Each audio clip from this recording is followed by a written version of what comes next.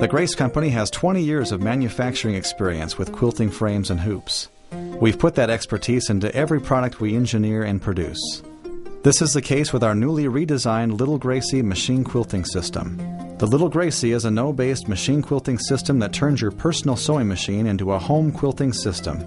The Little Gracie now comes complete with full tabletops, legs, and rail assembly. It also includes 2 sizes with your purchase, crib size with a 64-inch rail length, and queen size with 98-inch rails. The frame's design surpasses any other on the market in engineering and sturdiness. It is made from the perfect combination of engineered wood, aluminum, and plastic parts, all designed with the quilting process in mind. The wood is premium birch ply hardwood, a cross-layered wood that resists warping even in extremely humid conditions. This material gives the frame incredible support and durability, as well as a warm appearance, ideal for the look you want in your home. With its sturdy design, we have not hesitated to give it a 5-year warranty on all parts, among the longest warranties in the industry.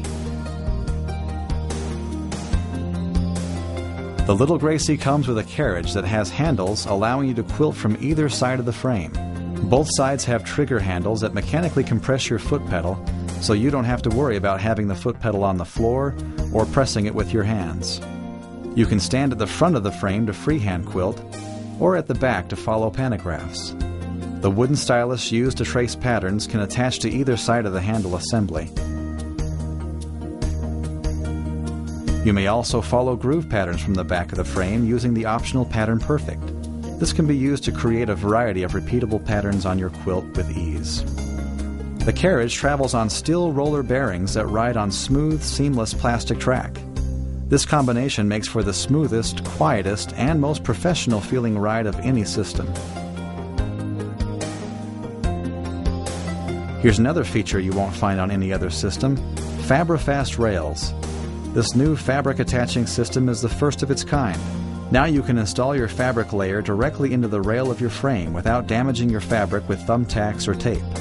The provided tool helps you insert your fabric layer into the slot using the plastic tubing that's also included. Once the fabric is in, it stays in until you pull it out. This innovation gives you the fastest, cleanest way to install your fabric. Front-to-back tension on your quilt is achieved using the 30-tooth ratchet wheels and double lock stops. This gives you precise tension along the entire length of your quilt. Another great addition to the redesigned Little Gracie is the new side tension system now included. 4 bungee clamps now come with the frame. These are firm gripping clamps attached to bungee cords that are 4 feet in length. Simply clamp down on the edge of your quilt, pull the cord tight through the hole, and fasten the cord in the slot. The long 4-foot cords make it possible to have the same excellent side tension for smaller quilts. To top it all off, the Little Gracie has a fold-up feature that makes it possible to store the frame in a slightly more compact area. There are several popular accessories available with your Little Gracie quilting system. The 4th rail kit is an extra rail that sits below the other 3 and is great for keeping your batting up off the floor, preventing it from getting dirty or entangled. The Grace Speed Control Box is a device that bypasses your machine's foot pedal, giving you control of your sewing machine at your fingertips. It maintains a constant machine speed which can be adjusted by the turn of the knob. Starting and stopping your machine is done with the push of a button. The Grace Speed Control Box is compatible with most newer quilting machines and some older models as well.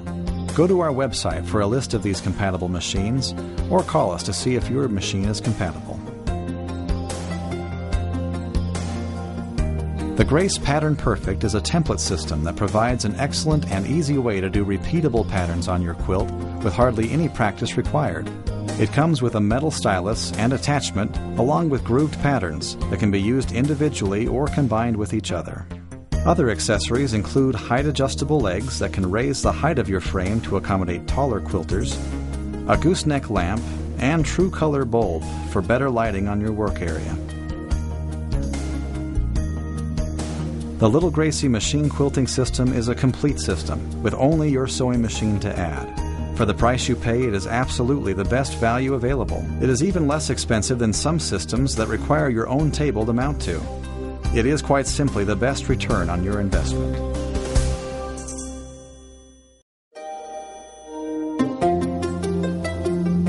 This segment will take you through each step of assembly for your Little Gracie quilting frame. Before you get started, we suggest you do the following. First, find a clear space in which to assemble your frame. Depending on which size you assemble the frame, you may want to put it together in the room in which it will be used. Second, remove all parts from both boxes and open the inner boxes as well. Once this is done, take inventory of the parts you have, checking them against the parts list provided at the beginning of the instruction booklet. Hardware has been packaged by type to make them easier to identify. If you appear to be missing any parts, call the Grace Company direct at 1-800-264-0644. Office hours are Monday through Friday from 8 a.m. to 5 p.m. If you call after hours, you can leave a message with detail on your missing part, or you can leave your contact information for us to call you back. Once you've taken inventory of all your parts, you are ready to begin assembling. This video will supplement what's already in your instruction booklet.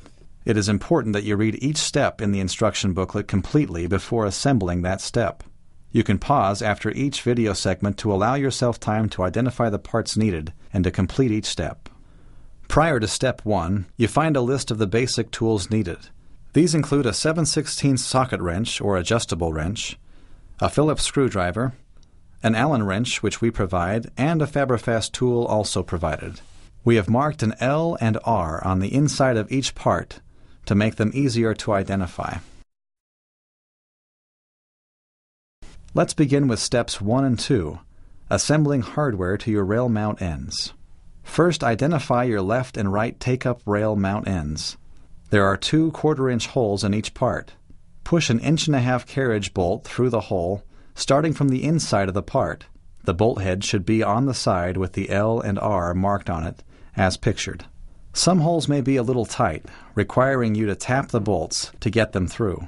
Place a 1/4-inch flat washer on the end of each bolt, followed by a jam nut. Finally, tighten the jam nuts completely on each bolt, drawing the rounded head of the bolt all the way to the surface of the wood. Please note that it is critical that each nut is completely tight to prevent the bolt from turning in later steps. Now do the same for step 2 with the left and right fabric layer rail mount ends. Next, locate the right rail mount end. Starting from the inside of the piece, place the right take-up rail mount end in the slot nearest the front of the piece, with the 2 carriage bolts coming through the slot as shown. Place the right fabric layer rail mount end in the other slot in the same manner. Be sure all the R's are facing the same direction. Now fasten the pieces together by placing a 1/4-inch flat washer on the 2 bottom bolts, followed by a nylock nut. Tighten the nylock nuts onto the bolts, leaving just enough room to still allow the washer to spin freely. Place an 1.25-inch fender washer onto the end of the 2 remaining bolts, followed by a plastic knob. Now repeat this process for the left side parts. Now identify the right frame end. Place 6 1.5-inch carriage bolts through the holes on the right frame end, starting from the inside.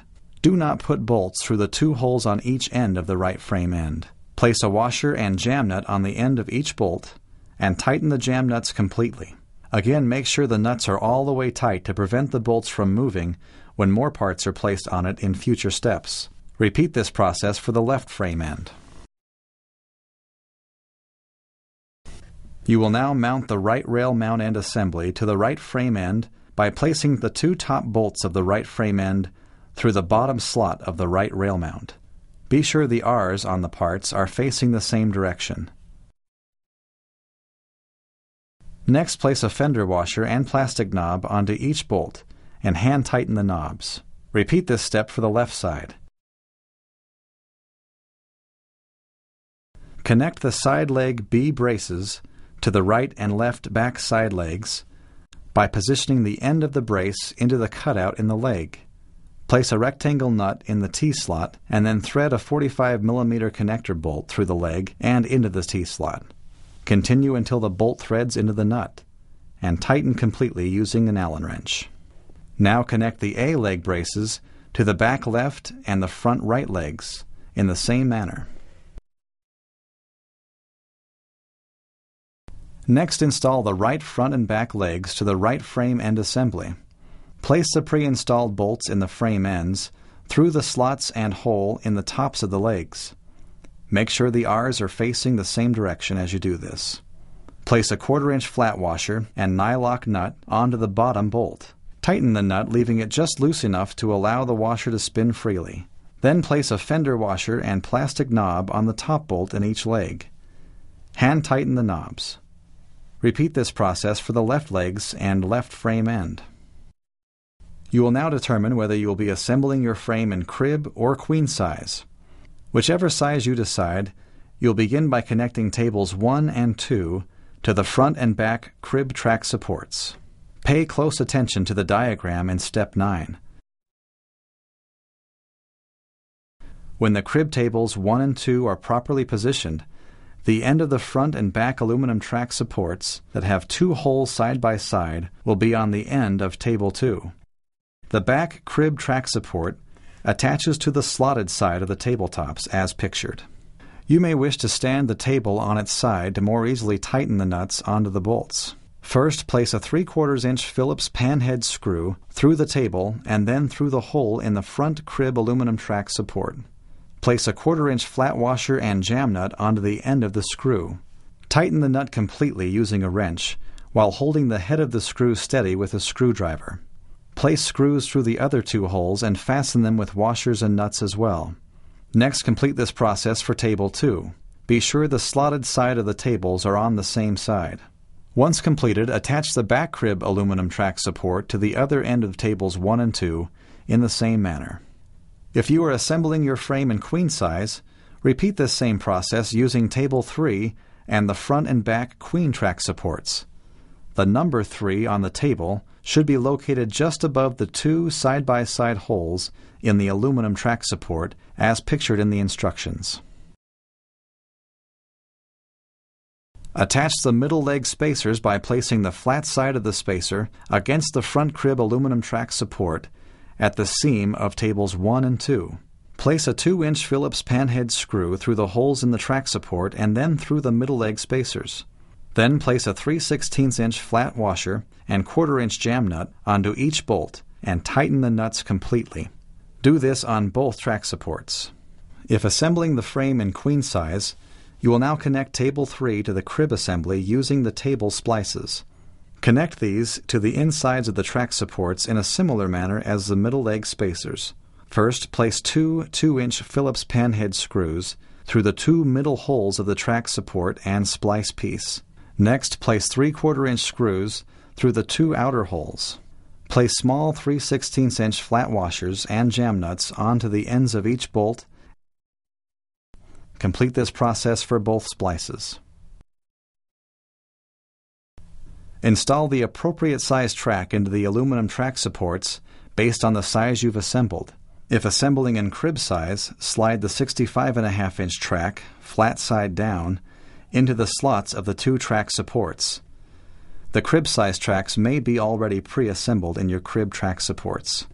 If assembling in queen size, install the longer 99-inch tracks, again flat side down.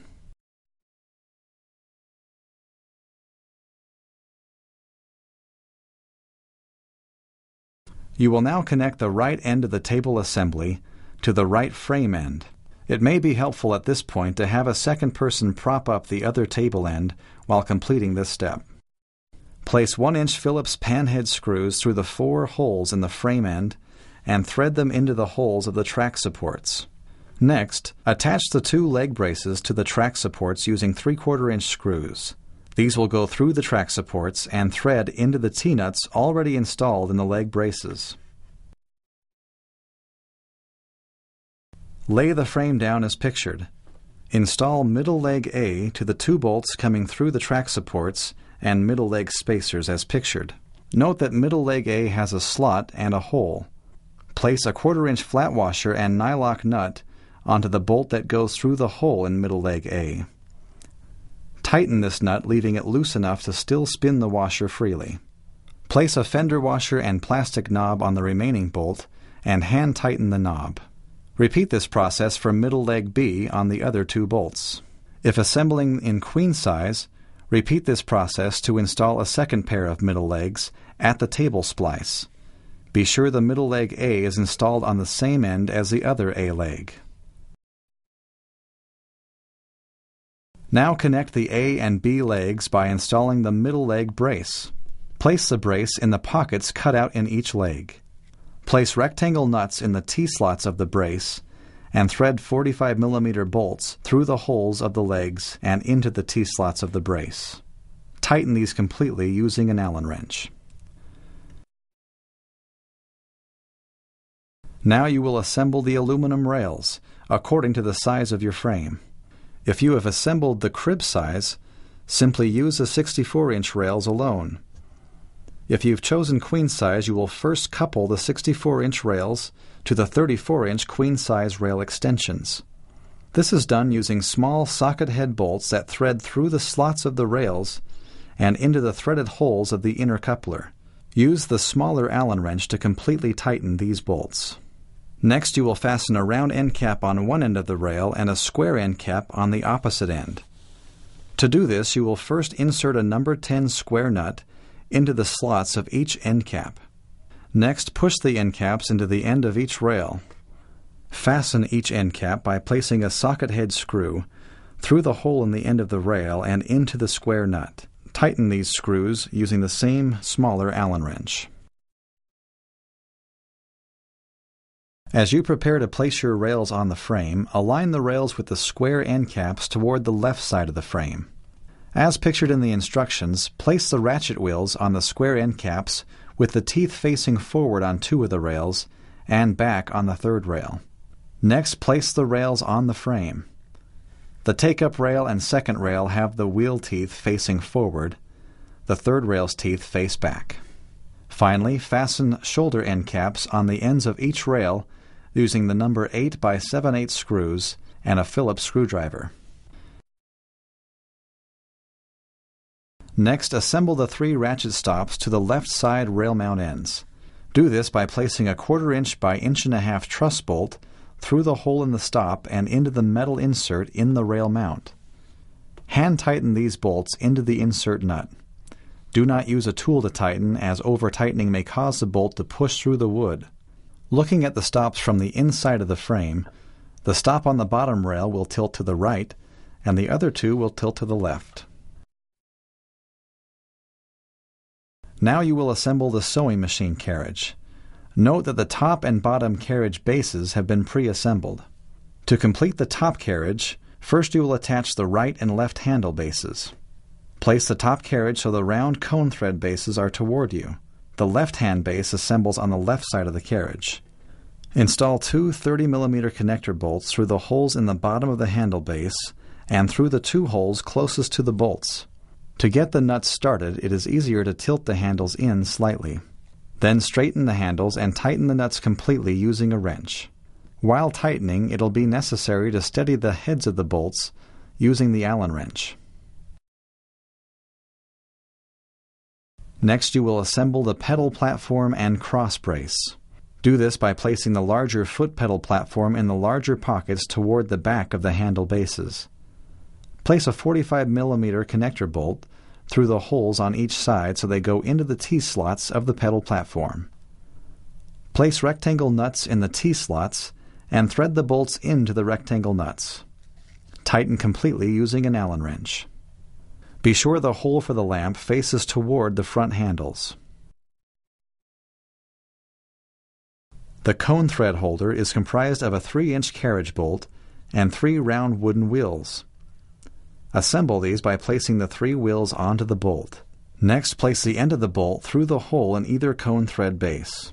Which hole you choose will be based on which side your thread will go onto your machine. Fasten your cone thread holder using a 1/4 inch washer and plastic knob underneath the cone thread base. You will later remove this to place your machine on the carriage. Next, install the cone thread guide assembly on the left or right handles, again depending on the side your thread feeds onto your sewing machine. To do this, place a number 10 hex nut and then a 3/16 flat washer on each eye bolt. Next, thread the eye bolts through the back 2 holes on the carriage assembly. Place another 3/16" flat washer and number 10 hex nut on the end of each bolt. You can adjust the position of each bolt by loosening the hex nuts. The bottom eye bolt should be positioned directly over the thread cone. The other eye bolt should be adjusted to match the first. To install the pedal pushing levers to your carriage assembly, first decide if you want to have the lever assembly on the right or left side of your carriage. We will assemble the carriage using the right back lever, which will put the pedal pushing lever on the right side on the front handles and on the left-hand side for the back handles. Using the left back lever would do just the opposite. Pay close attention to the diagram for this step. First, place a 1/4" washer on the end of a 45mm connector bolt, then place the bolt through the hole in the front lever that is farthest away from the end. Next, place another 1/4" washer onto the bolt, and then slide the bolt through the hole on the front right handle. If you are installing on the left side, place this piece on the front left handle. With the bolt through the front right handle hole, place a smaller 3/16" washer and a 1/4" nylock nut onto the end of the bolt. As you will do with all the nylock nuts in this step, tighten the nut but leave it just loose enough to still be able to spin the washer underneath. On the middle lever, place a 45mm bolt with a 1/4" washer through the middle hole just above the bottom cutout part of the middle lever. On the end of the bolt, place another 1/4" washer and then slide the bolt through the hole in the hump on the top of the handle. Fasten the part in place by placing a smaller 3/16" washer and 1/4" nylock on the end of the bolt. Tighten the nylock, but do not over-tighten the nylock nut. On the right back lever, place a 45mm bolt with a 1/4" washer already installed through the hole on the longer side. Next, place a 1/4" washer on the end of the bolt and place the bolt through the hole on the back of your handle. Place a smaller 3/16" washer on the bolt followed by a 1/4" nylock nut. Tighten the nylock nut as you've done previously.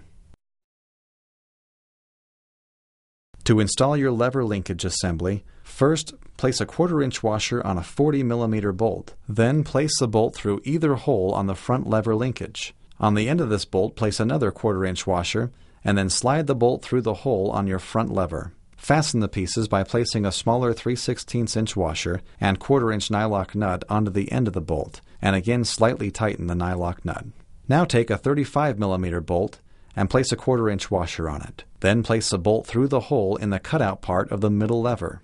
With the bolt sticking through the middle lever, place another 1/4" washer and then slide the bolt through the other hole on the front lever linkage. Place a 3/16" washer and 1/4" nylock onto the end of the bolt. Now take another 40mm bolt and place a 1/4" washer on it. Place the bolt through one end of the back lever linkage.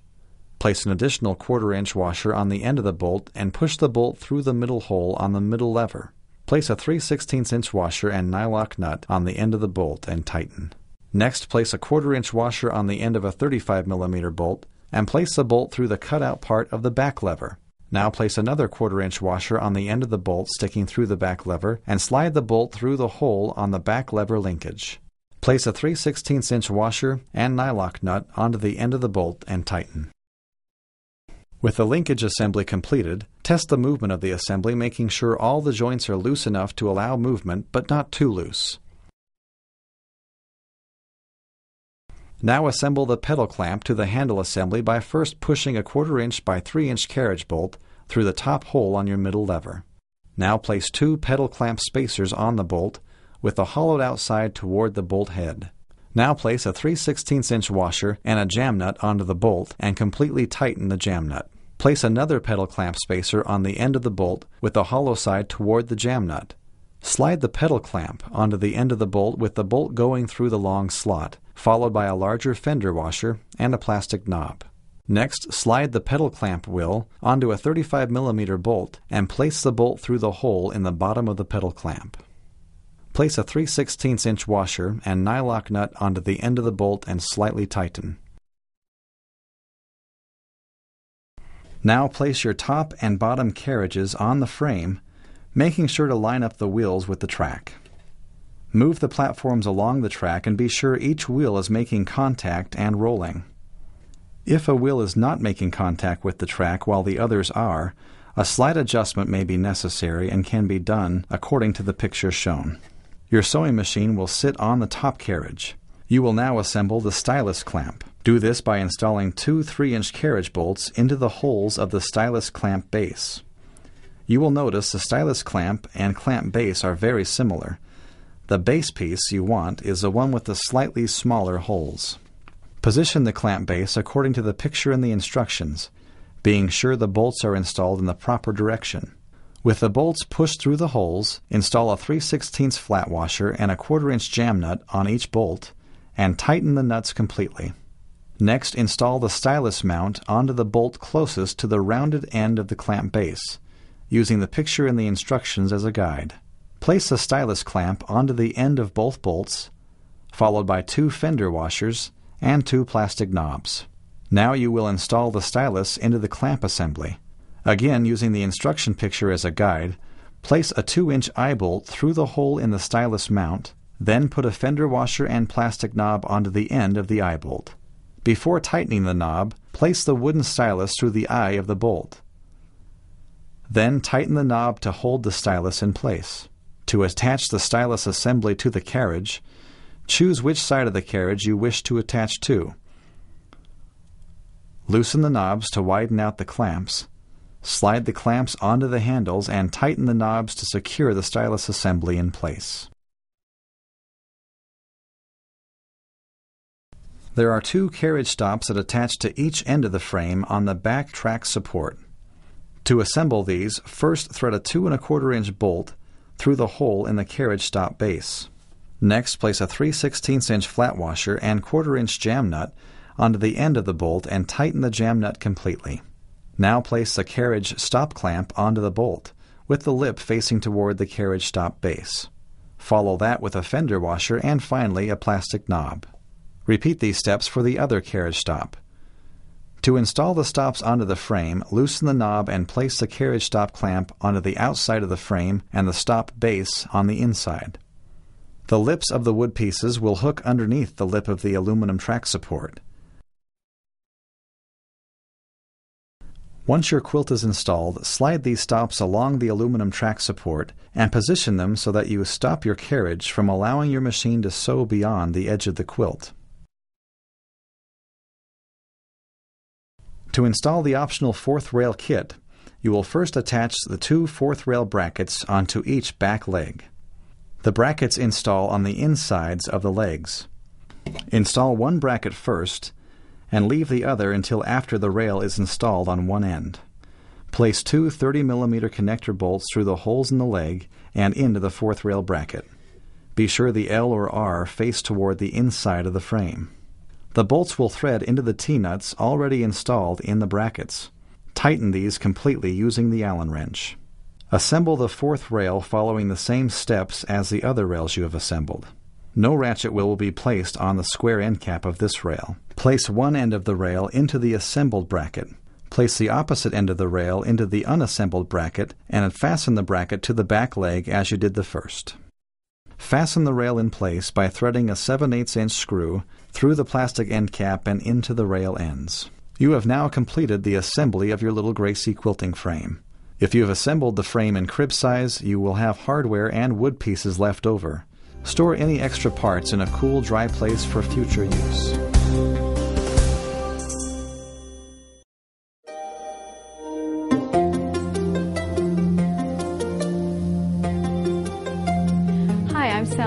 I'm here to introduce you to the Grace Machine Quilter Pro and the Little Gracie. We are going to show you how to put the sewing machine onto it and then put fabric on both frames. We are going to show you how to put the sewing machine onto this frame. First off, loosen this spool holder off of the carriage and remove this pole that is going to go through the sewing machine and set it aside for a minute. Then take your sewing machine and push it as far as you can through the carriage so that you have room to put this little spool holder back in properly.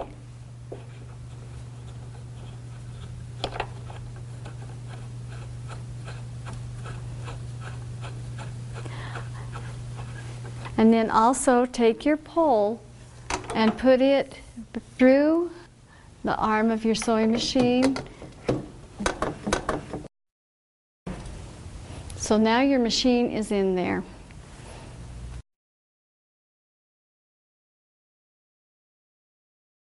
We are going to start by putting leader cloths on each of these poles. We have 3 different sizes of leader cloths. We use leader cloths so that you can get to the very end of your quilt without having to change one fabric to another pole at the end. On this pole that's called also your first pole or your catch-all pole, because it's going to hold everything on it, it's got a short leader cloth, about 10 inches wide. The pole that is going to be on top out here at this side is going to be probably about 16 to 18 inches in width. And then your pole that is for your top fabric is going to be your widest, and it's going to be about 24 inches wide. You can make these the length that you need to, crib, twin, queen, king, but they need to be a good width that will fit underneath the sewing machine. So we're going to start by putting this smaller one onto our catch-all pole. And by doing so, we are going to take this tubing out of the pole and apply it. Now, I have made leader cloths, and on them I have stitched about 1.5 inches down from the top that shows me where I can put it into the little slot on the pole. Also, I have stitched about 1/2 inch on the other end. That's going to show me where I can pin my fabric to it. And to do so, I'm going to start my tubing into the pole.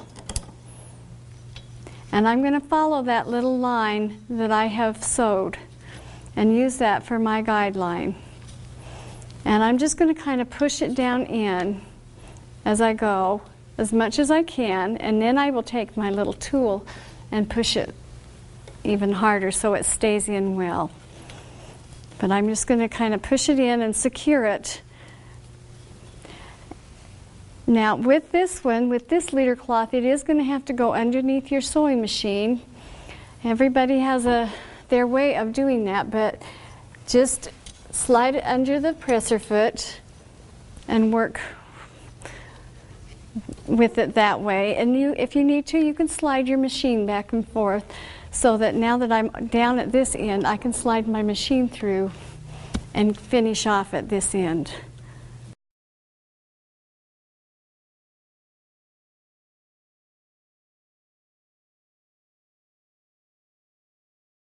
And now that I've got that pushed almost all the way down, I'm going to take my little tool here, my Fabri-Fast tool, and just push that in all the way. Again, I need to slide my machine away, and it's in. That's your basic leader cloth attachment. And then you do the same on the other 2 rails.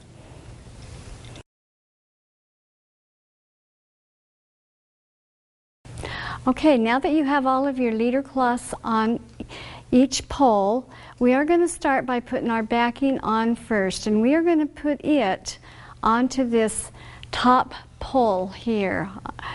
Also, I have got a little line here that shows me where the center of my leader cloth is, so that I can match it up to the center of my top and bottom fabrics. Also, having 3 poles like this is going to eliminate you from having to baste your quilt first.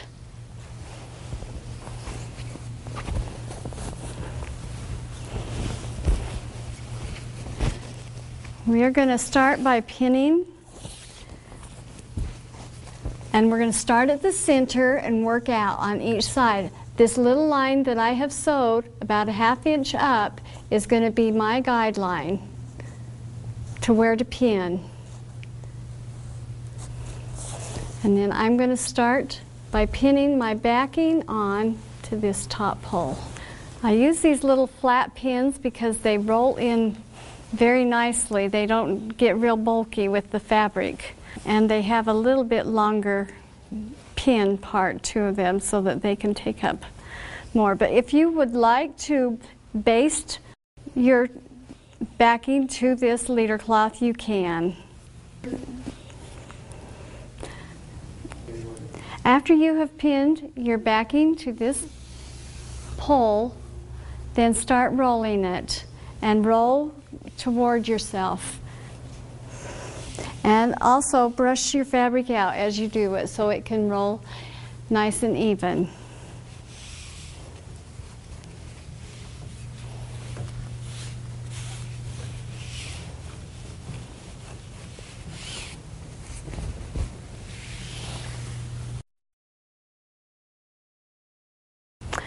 We are now going to start by putting our top fabric on, and we are going to find our middle if you need to, and then put it at the middle of your leader cloth, and it's going to go on this third pole. We're going to start from the center out again using your little line that you have sewed as your guideline. And then again, you're going to roll your fabric. This time you're going to roll away from you. Make sure things are straight as far as your leader cloths go, and roll away from you.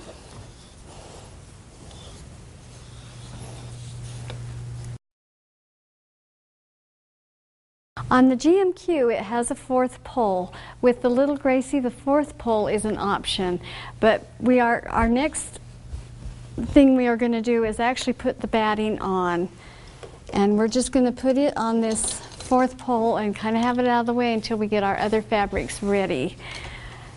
And I'm just going to start from one side here and work my way down with this tubing. I'm going to get my batting kind of in place and push it in as much as possible, and then I'll take the little Fabri-Fast tool and push it in all the way.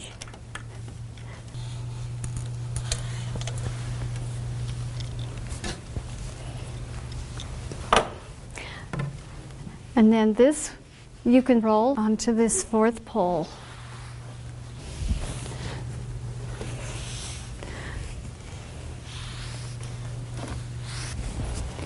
And then when you're ready for it, all you'll need to do is just bring it up and pin it on with the wrist.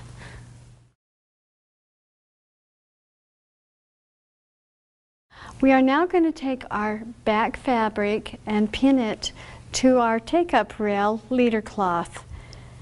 And we're going to do the same thing. We're going to center it and pin it, and start from center and work your way out on both sides.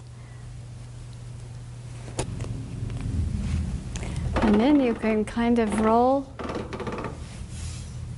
and get a little start on this to make it flat, so that then you can bring your batting up and your top fabric up and pin to it.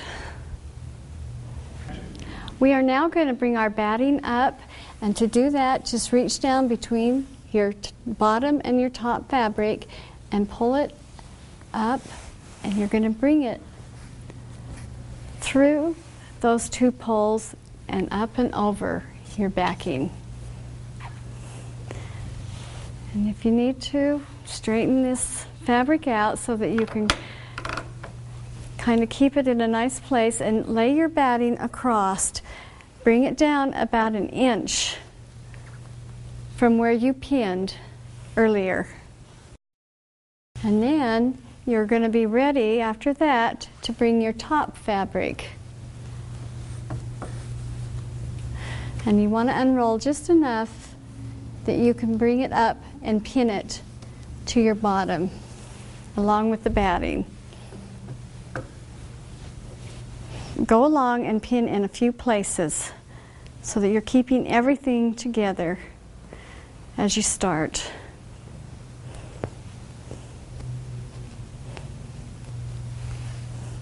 And then your quilt is ready to start sewing on. Okay, Okay, now that we've got our fabric on, we're really actually ready to start sewing. We want to make sure our machine is hooked up properly. We want to make sure that all your cords or anything are coming toward the back where I'm standing here. If you're using the foot pedal to your sewing machine, then you will be using these little handles here, and you want to take the little cord of the foot pedal and plug it into your machine back here. Also, you want to have this so that as long as you push down onto this little lever, it's going to push your foot pedal for you. If it's not working quite right, you may have to adjust this little lever. We're going to use the speed control, and we've attached it right here, but you can also attach it out here further if you're working from that side, or you can attach it back here if you're working back here. The speed control takes the place of your foot pedal. It works with a lot of machines, and it will plug in right here where your foot pedal normally plugs in. Also, your lamp.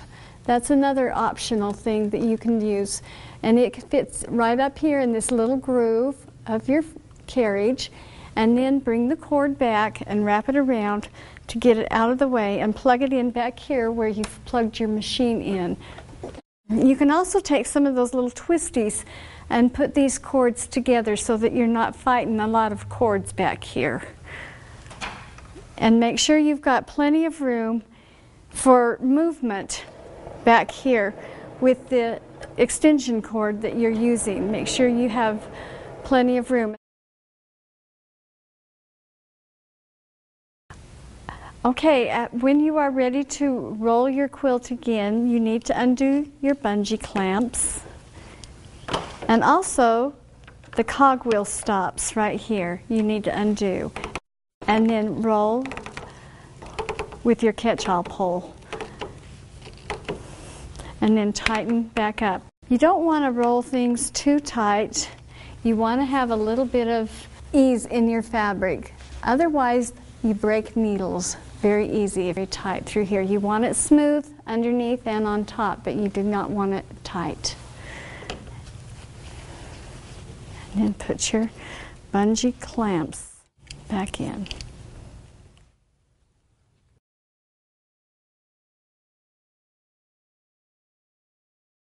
Another thing that you need to take into consideration here is the pull against the throat of the machine. If it is too tight against the throat of the machine and your fabric or your machine is not moving easily, then you need to lift this up. And to do so, you come over to the side and raise it just a little bit so that it's barely up off the throat of your sewing machine. Take your machine down to the other end and do the same. And you can also use these lines along here to make sure it's the same on both sides. And then tighten it, but you just barely want it up off your throat plate.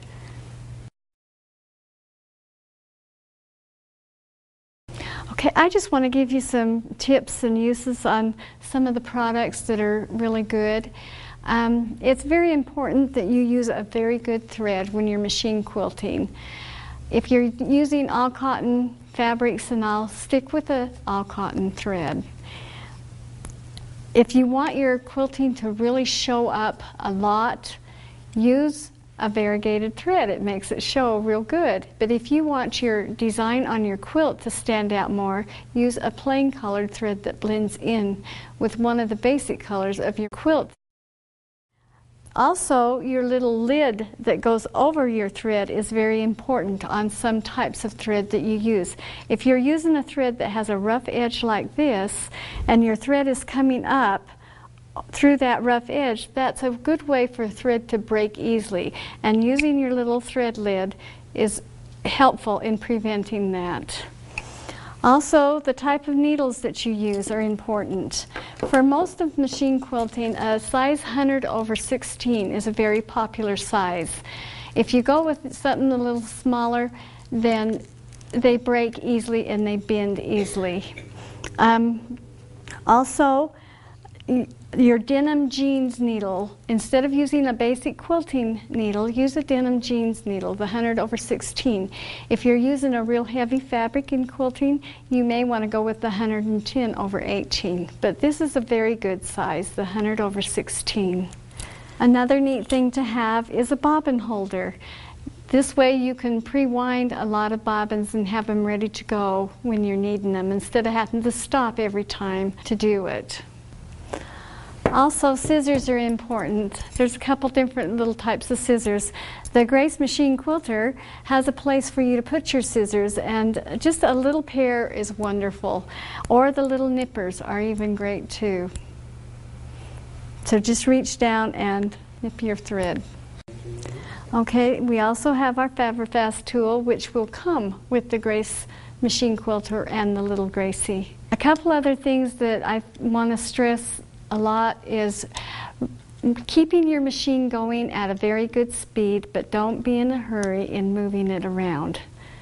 That's one of the things that a lot of people do, and that breaks needles real easy when you try to move faster than what you've got your sewing machine going. If you need to look at what you've done underneath and see how your quilting is going, you loosen up these little knobs on each side and then pull this out, and you can look and see what you've done from underneath. And then you just lay it back in and tighten these knobs up. One other neat feature that the GMQ has are the leveling feet.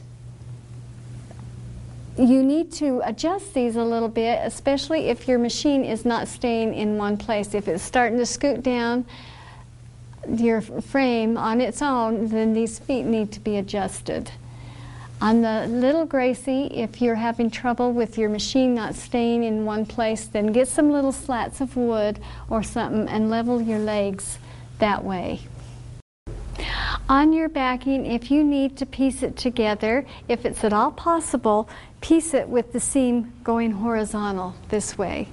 If not, then trim your fabric where you're going to be piecing it together and sew your two raw edges together to make your seam. That will give that seam a little more flexibility in dealing with the rest of the fabric, because where it is sewed, it's going to pull tighter than it does on your outer edges. So if you can, cut a little bit away and then sew your seam down. And do not sew a real teeny stitch on there. Don't use a basting stitch, just a nice stitch that will have a little bit of give right there. One other neat feature that the Grace Machine Quilters have are these little stoppers that you can place anywhere along the back here in order to stop your machine where you do not want to be able to quilt. This is really nice when you're doing little sections of a quilt and you do not want to go out of the seam line or something like that. You can put these stoppers anywhere along here so that either way you can have a good stop. Anytime you move your carriage, whether stitching freehand or following a pattern, let your grip remain loose and relaxed. Avoid white knuckles. One way to help you stay relaxed is to let your body move or flow with the carriage. Avoid being timid, and your stitches will begin to look great.